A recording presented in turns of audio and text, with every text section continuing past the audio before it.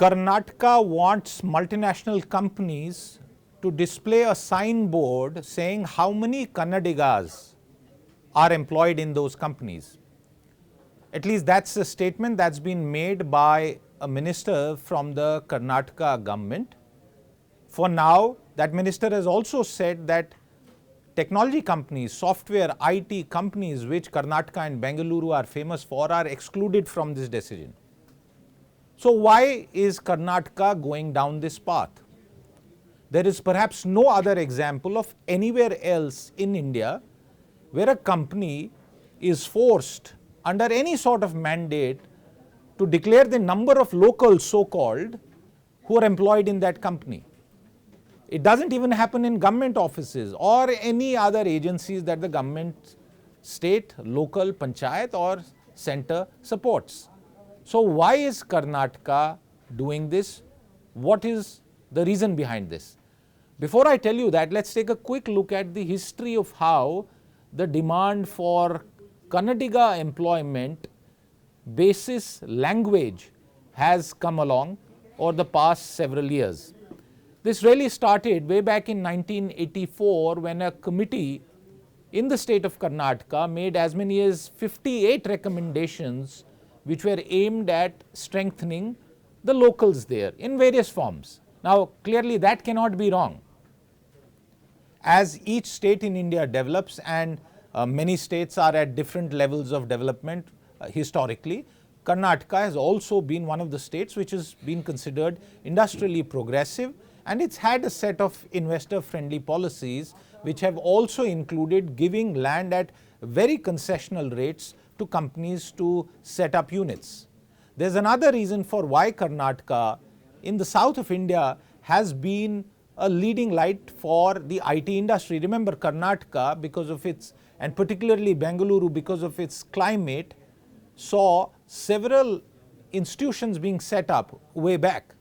That includes the Indian Institute of Science, just to give you one example, one of the finest institutions of its kind and an institution that is known all across the world.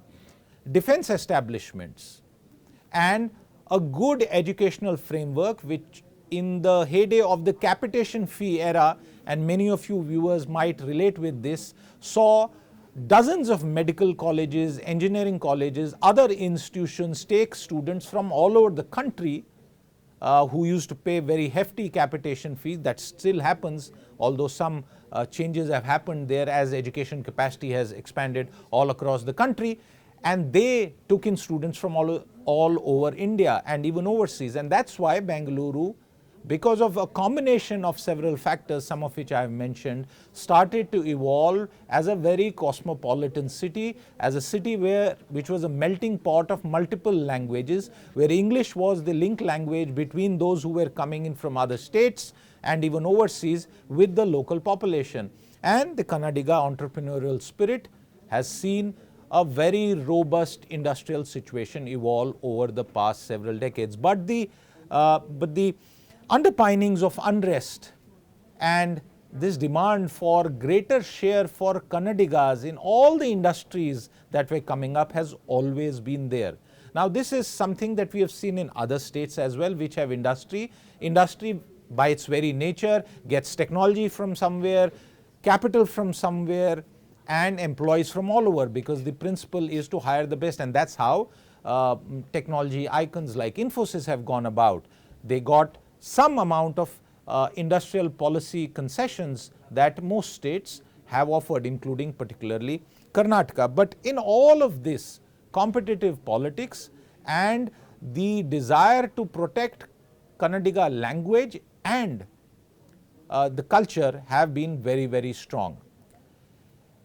Few years ago, the then state government, BJP state government, brought in an act which was basically aimed at boosting the language of the state, and that is a language that the BJP wanted to protect. JDS, Congress, everybody has been in agreement on that. And now the latest demand, this diktat of sorts, we'll still have to wait whether it will actually be put in action and whether there will be a legal challenge to it. Remember, reservations of any form, and this is not reservation, this is in some ways identity discrimination really.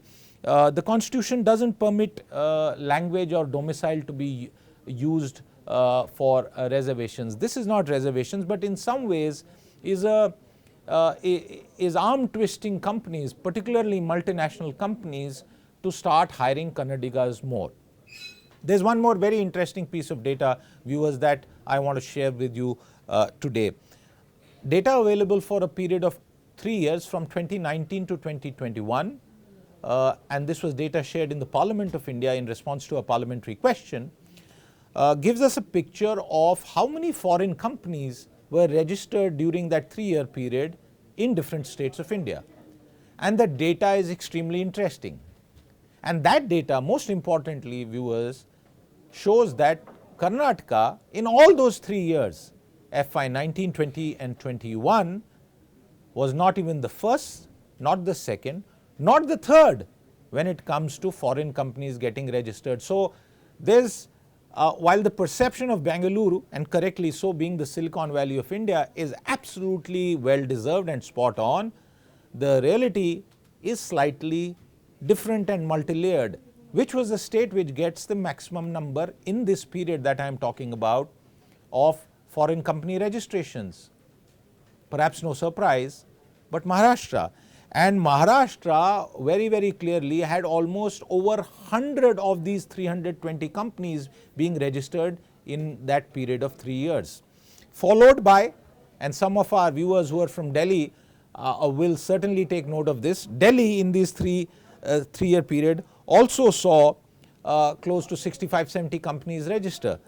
Haryana at number 3, and West Bengal, which is just a shade behind Karnataka, 8 companies for example versus Karnataka's 7 in 2019. So what does this tell you? Now there may not be a direct link between this, but there have been agitations in the past also, there has been unrest in the recent past also, but it tells us that companies prefer to go to places where they can access affordable land, cheap land, where they have access to a large manpower pool which they can employ at the most cost effective. That's what companies do. They try and get the best people for the lowest possible price that they can pay, and also nearby markets. And in that sense, Telangana also has emerged when it comes to this, and of course Tamil Nadu, which is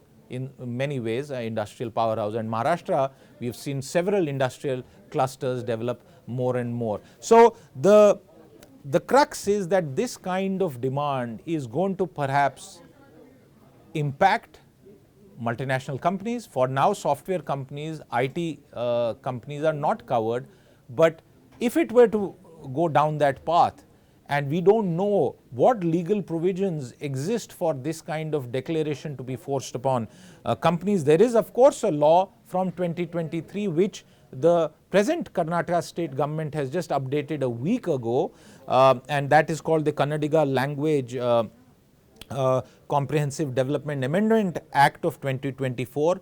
The Congress has updated an act that the BJP had brought in, and it, for example, now talks about 60% of signboards and establishments to have them mentioned in Kannada language. Now imagine, and BJP for example says it should be 80%. These kinds of demands have some amount of legal backing, but getting the employee details to be revealed in this manner, I don't know whether it will pass legal muster were someone to challenge it. But step back, take a look at the data. Data suggests that Karnataka is not the number 1 spot when it comes to foreign companies registering to do business in that state. Other states, Maharashtra, Haryana, Delhi, and perhaps if we were to get more updated data, Telangana for example, and Tamil Nadu would also perhaps be gaining and competing very intensely amongst each other. So there are fears for Karnataka to take note of, for the people of Karnataka to take a note of, because it's not just a matter of domicile that has been defined in the 2023 Act as somebody who stayed for 15 years. It's got to do with being a state which is open, progressive, welcoming of foreign capital, capital from other states, and manpower from all over India and the world, because that's how some of the most industrialized societies, countries and states have developed, and Karnataka should certainly not suffer on account of any sort of political one-upmanship that seems to be the order of the day in the state. We'll be back with more. For now, it's all that we have on this episode of Easynomics. I'll see you again. Until then, goodbye.